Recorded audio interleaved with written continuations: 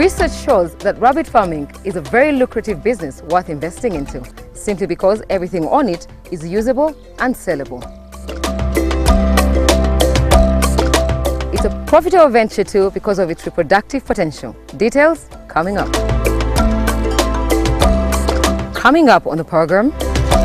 Rabbits, as they are, have value in everything. In their manure, in their urine, in their skin, their fur, everything is, you can eat everything on the rabbits. With value addition, rabbit farming is the in thing to consider. Rabbit urine can be used as a fertilizer and a pesticide as it contains high levels of phosphorus, nitrates and potassium, which is good for plant growth. The skin is used to make leather shoes, bags, among others. Rabbits have very good meat and they too are often used in laboratories as specimens, and the bones can be used to make animal feeds when crushed. Plus its fur is used in making clothes. There is so much to look out for in rabbit farming. Tonight on the show, we are in Kayabwe, Mpigi district, where we meet a 19-year-old that has discovered the gold in rabbit farming. Sharik is the future youth Uganda needs.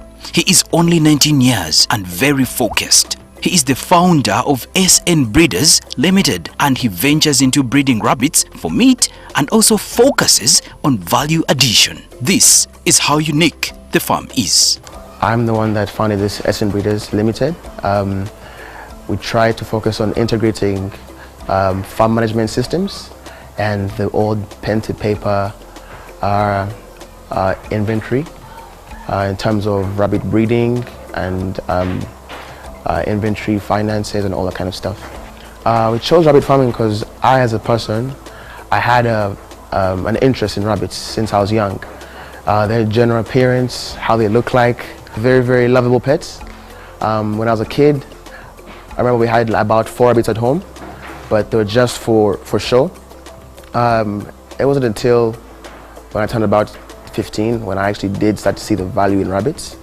My first rabbit hatch was at my grandma's house, whereby I had about 5 rabbits and 5 and 10 it was 10 rabbits, 5 males, 5 females.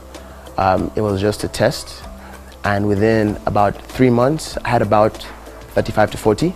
I can't keep track, but I chose rabbitry because I saw the potential in this venture, the way these animals rapidly multiply.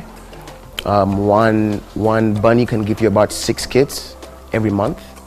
You know, it's all a numbers game. In about 6 months, you can count tremendous number of multiplications.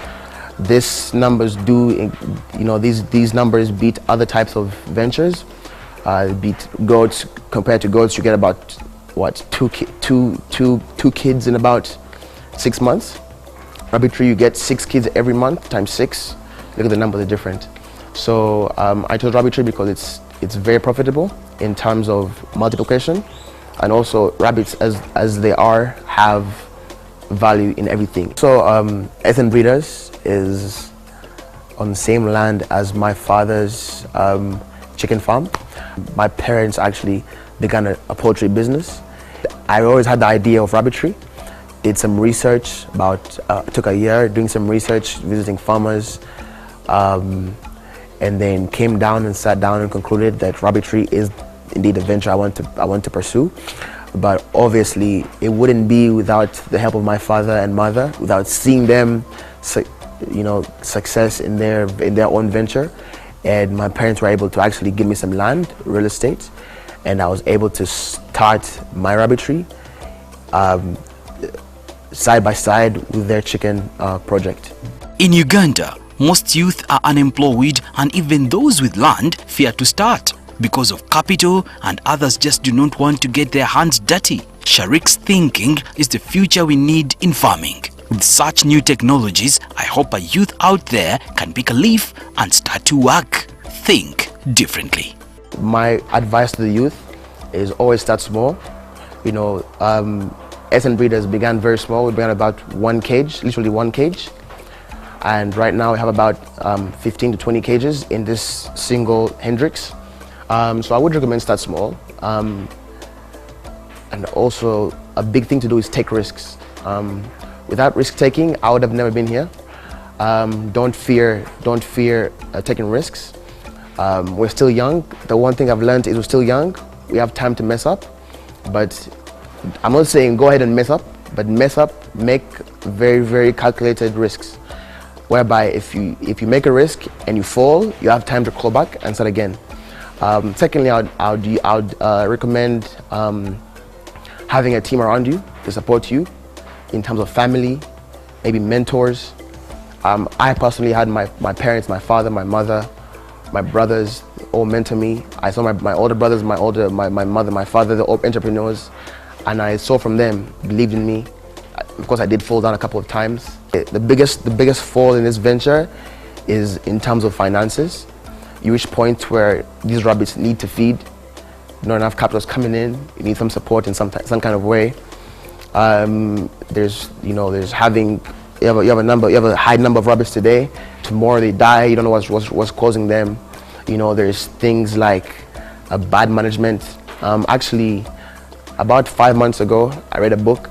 It was by Robert Kiyosaki, and this book it's called Rich Dad's Cash Flow Quadrant.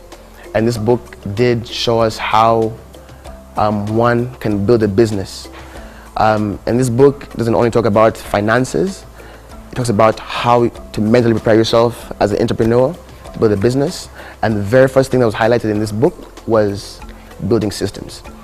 At Essence Breeders, I'm proud to announce that we have partnered with certain companies that produce rabbitry management softwares. And these are actually able to help us keep track of our finances, our breeders, our farm progress, all this kind of stuff. When we talk technology, this is what we mean: the integrated farm management system. Gone are the days when one needed big black books and pens to take stock.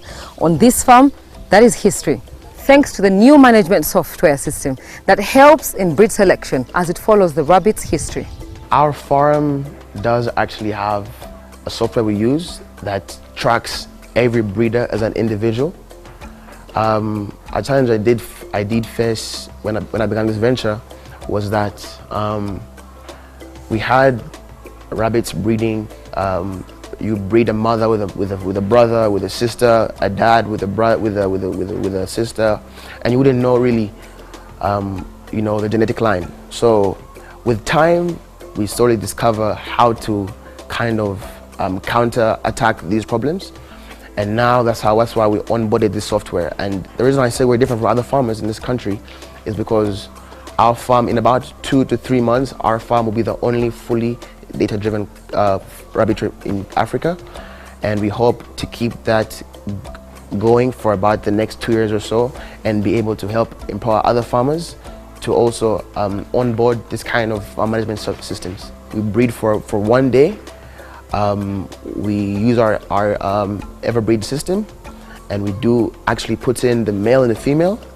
We serve them, and it actually does provide a ledger that shows us the time frame from putting the female in the cage to adding a nest box to removing the female, and now it tells you to prepare for reproduction. And this is, when you have a farm management software, it reduces the burden of you as an entrepreneur to keep track of things like time management and all that stuff. It literally crunches that up and makes it more processable for you. To get high yields, one must feed their animals well with the right foods, drinks, follow the right timetable, and generally take good care of his money-making stream. Depending on your the kind of setting your farm is, how much real estate you have, I would recommend growing your own feeds, making your own pellets, because you do save on more money in the long run. Like I said, this venture is a numbers game. You look at the money you spent on feeds from month 1 to month 6, only buying feeds, and you compare it to the money you spend in 6 months from you growing the feeds yourself and you making them yourself at the farm, and you can tell you save more than 70% of capital put in to buying feeds than making them. And the cost that the machine, the price of the machine would have varied, because we didn't actually buy the machine as a whole, finished product. We began from scratch, and it's been taking us for a good 3 years now.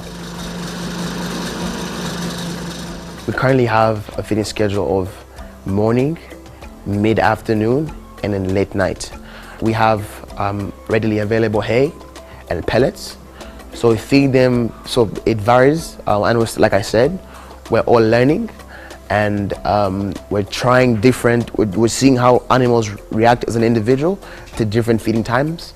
You go to someone and say, oh, I feed my rabbits in the morning, pellets, hay, but like our farm, we've been through very many cycles, whereby we try in the morning hay, evening pellets, nighttime again hay, but we've come to a conclusion, but not fully concluded, but we've seen that rabbits yield higher meat. Rabbits have a higher meat yield if they're fed in the morning hay, and then in the evening put in a bit of pellets, and again at nighttime they have hay, whereby it's the ratio of hay to pellets is 2 to 1. So you have more hay and 1 of the pellets.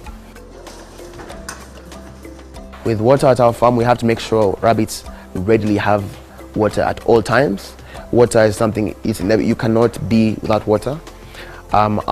We were able to pipe our whole house with water supply 24/7, and water is also, I'll call it a trick for medication. Like for example, a cow and a goat, you can easily inject it. They have bigger muscles and they're able to take injections, while rabbits, on the other hand, are very fragile animals. You can give it an injection, and this can lead to swellings that you don't know about. People don't know how to medicate these animals. They haven't to come up with certain technology that can handle these animals at their small, brittle sizes. We all start businesses with a main goal of making money, increasing on our incomes and revenues. How is this fact playing in Sharik's favor? This venture is profitable only if things are put into place. These things are management, hygiene, right breeders, and very, very excellent feeding. The reason why I've really put my emphasis on feeding is because feeding is the venture. If you can't feed your animals, you won't get a good meat yield. With no good meat yield, not profitable. We'll go for a short commercial break, and when we return, get to know what you need for the right structures and markets. Keep the comments coming through. #NTV Seeds of Gold.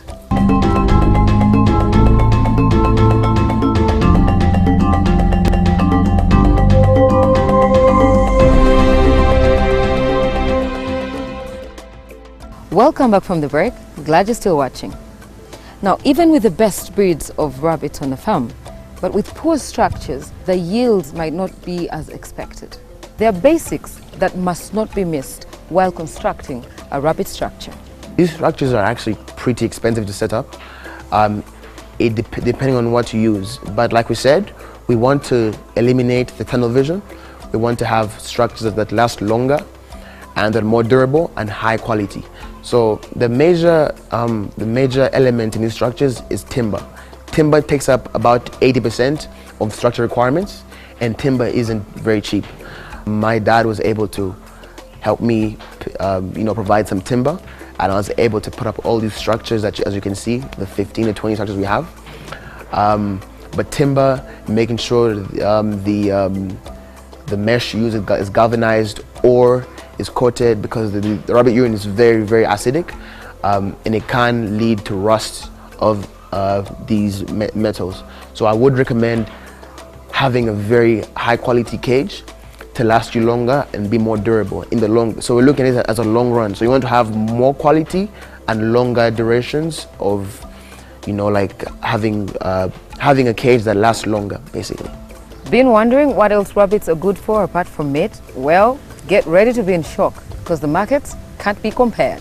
Value addition is that extra value added over and above the original value of a product or service. In this case, rabbit farming. What more is Sharik looking at on this farm than just rabbit meat?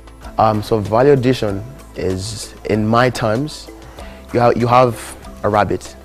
you look at a rabbit as a mammal. The skill or the art of value addition is basically taking a rabbit as it is and making sure by the time your rabbit is from 0 to month 6, you have completely added value to this animal.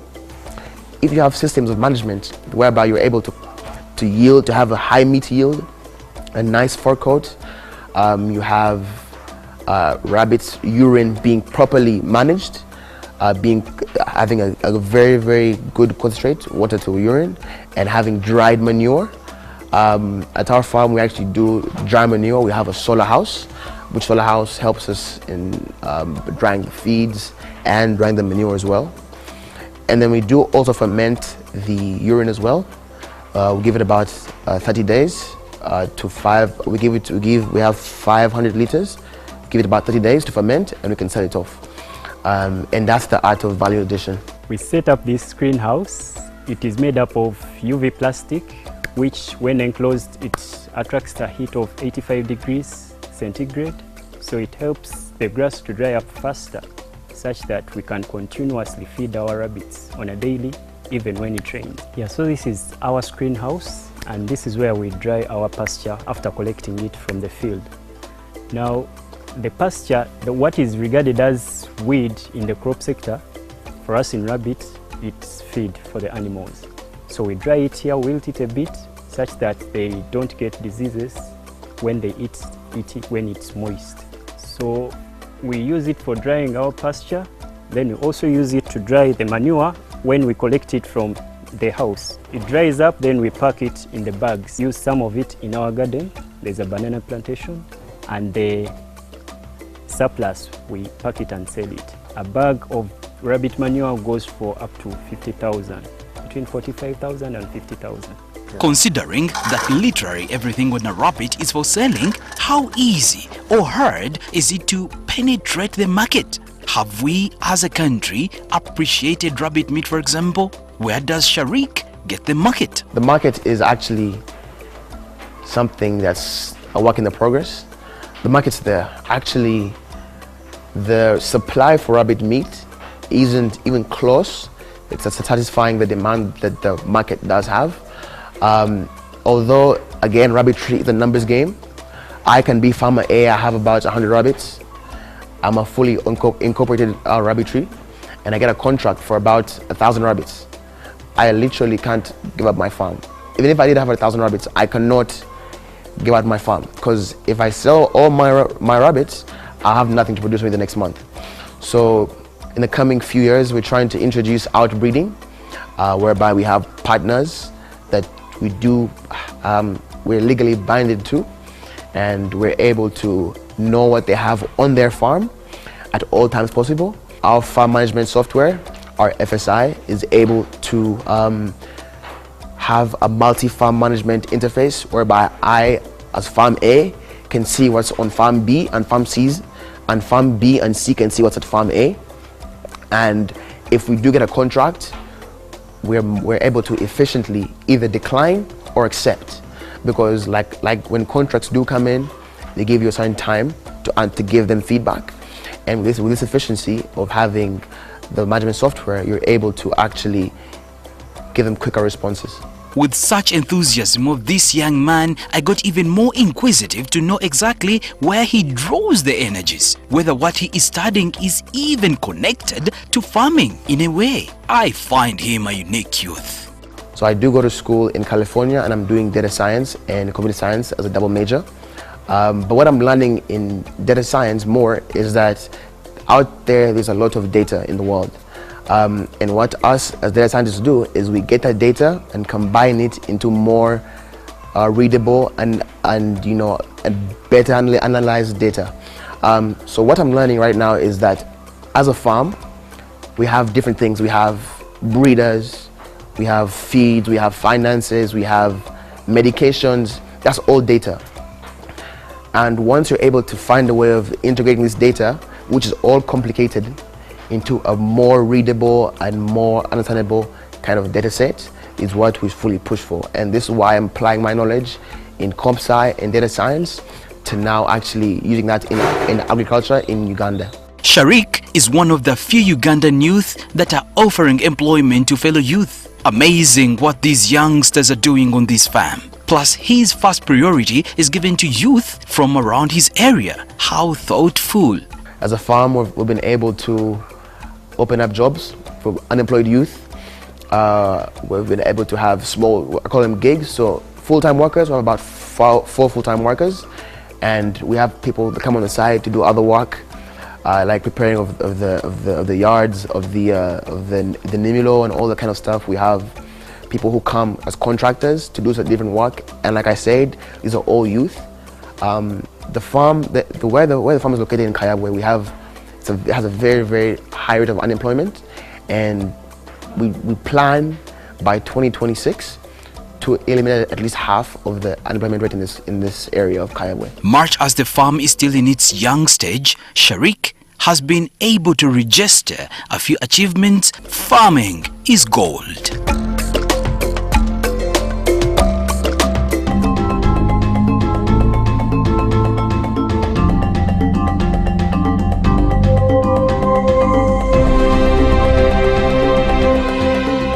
On our segment of Expert Opinions today, we meet Dr. Victor Roy Morongi, the manager of vet services at Bukola Chemicals. He will be giving us tips on how to best rear rabbits. So Dr. Morongi, what are some of the diseases that most affect rabbits? Before we go to diseases, we need to understand that rabbits, just like any other animal, need proper management. Proper management, what do I mean? The houses or the hatches for that matter have got to be properly constructed. Then the cleanliness has to be very, very perfect. Some of the diseases you'll find in rabbits, you'll have snuffles, or in this case pasteurellosis or pneumonia. Yeah. You'll have ear canker caused by mites.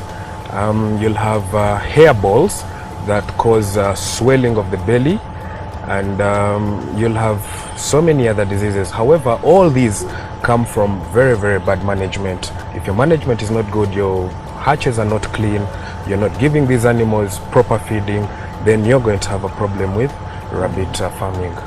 I see. Inbreeding. Tell us a little bit more about inbreeding, or rather incest, and how can a farmer avoid it? When you have the rabbits, it's best that well, you identify the sexes, that is the male and the female, and we advise that you get the males, or rather the females, into separate hatches. So what would you say is the initial capital for a small farm that is just starting out?